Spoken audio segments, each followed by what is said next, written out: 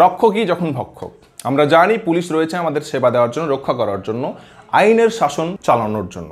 কিন্তু দুঃখের বিষয়, এই পুলিশ নিয়ে প্রশ্নের শেষ নেই। সেই প্রশ্ন আবার আমাদের রাজ্যেই উঠেছে। এবার প্রশ্ন উঠেছে মুর্শিদাবাদ থেকে, মুর্শিদাবাদের লালগোলার নসিপুর এলাকা থেকে, যেখানে প্রত্যক্ষদর্শী পরিবারের দাবি বছর 29-এর শহীদুল হককে পুলিশ বেধড়কভাবে পিটিয়ে মেরে ফেলে এবং তারপর দেহ উদ্ধার করে পুলিশ পরিবারকে না দেখিয়ে ময়না তদন্তের জন্য পাঠিয়ে দেয়। এবং এই ঘটনায় চাঞ্চল্য ছড়িয়েছে পুরো এলাকায়। কি হয়েছিল বিস্তারিত প্রতিবেদনে। পুলিশ যেমন সাধারণ মানুষের নিরাপত্তা রক্ষী, তেমনই আইনের রক্ষকও বটে। কিন্তু এবার সেই পুলিশের মারেই বুধবার এক নির্দোষ ব্যক্তির মৃত্যুর অভিযোগ উঠল মুর্শিদাবাদের লালগোলা থানার নসিপুর এলাকায়।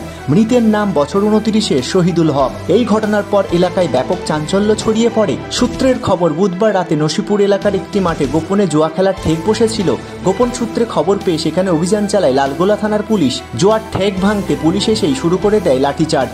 দিক বিদিক ছোটাছুটি শুরু করে সকলে। আহত হন কয়েকজন। জুয়ার আসরে একজনকে ডাকতে এসেছিলেন শহীদুল। সবার মতো ছুটে পালাতে গিয়ে জলাশয়ে পড়ে যান তিনি। তারপর পুলিশ বেধড়ক মারধর করে ওই যুবককে বলে অভিযোগ। সেই সময় কয়েকজনকে গ্রেপ্তার করে থানায় নিয়ে গেলেও শহীদুলকে ফেলে রেখেই চলে আসে পুলিশ। তারপর ওই যুবককে খুঁজে পাওয়া যাচ্ছিল না বলে দাবি করেছে মৃতের পরিবার। পুলিশকে খবর দিলে বুধবার রাত পেরিয়ে গিয়ে বৃহস্পতিবারও আসেনি পুলিশ। অবশেষে শুক্রবার সকালে পুলিশ এসে গ্রামের এক জলাশয় থেকে মৃত ব্যক্তিকে উদ্ধার করে। কিন্তু এখানেই পুলিশের বিরুদ্ধে অভিযোগ শেষ নয়। জানা গিয়েছে শহীদুলের মৃতদেহ পরিবার ও গ্রামবাসীদের না দেখিয়ে ময়নাতদন্তের জন্য নিয়ে চলে যায় পুলিশ। তারপর ক্ষোভে ফেটে পড়েন মৃতের পরিবার থেকে পাড়া প্রতিবেশীরা। তারা অভিযোগ তুলে বলেছেন স্থানীয় নেতাদের মদতে নিজেদের দোষ ধামাচাপা দিতেই পরিবারকে দেহ দেখাতে চায়নি পুলিশ। বুধবারের দিন রাত 9টার সময় সবাই খেলছিল, আর এই ছেলেটা একজনকে ডাকতে গিয়েছিল ওখানে।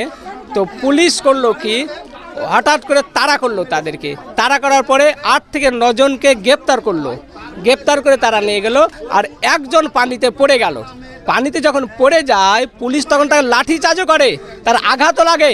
সে পানিতে পড়ে গেল, তাকে কিন্তু পানি থেকে তুললো না তুলে করলো কি, পুলিশ তাদের গ্রেপ্তার করে নিয়ে চলে গেল।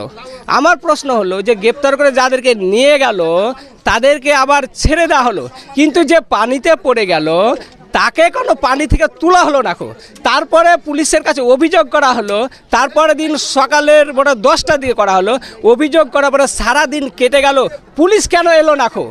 পুলিশ কেন এটা আত্মগোপন করার চেষ্টা করছে? সারাদিন কেটে যাওয়ার পরে পুলিশ কেন এলো না সেখানে? যখন পুলিশ নিয়ে গেল আমরা আন্দোলন করলাম যে আমরা লাশটা দেখব, আপনারা কোন জায়গায় আঘাত করেছেন আমরা এটা দেখতে চাই, আমরাকে দেখানোর পর আপনারা লাশ নিয়ে যান। কিন্তু আমরাকে কোনো রকম লাশ না দেখিয়ে সেটাকে সাথ সঙ্গে সঙ্গে গাড়িতে তুলে নিয়ে চলে গেল।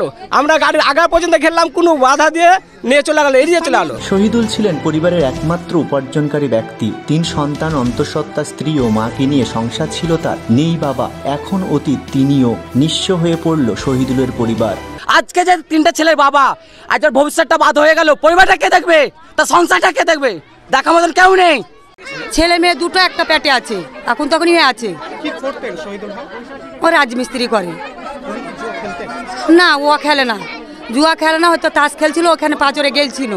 রাতে এসেছিল পুলিশ, রাতে এসে পুলিশ দেখে যে বললে যে আমরা ডুবারির ব্যবস্থা করছি। তা বাদে আবার রাতে 11টাতে পুলিশ এসেছিল ডুবারিলে।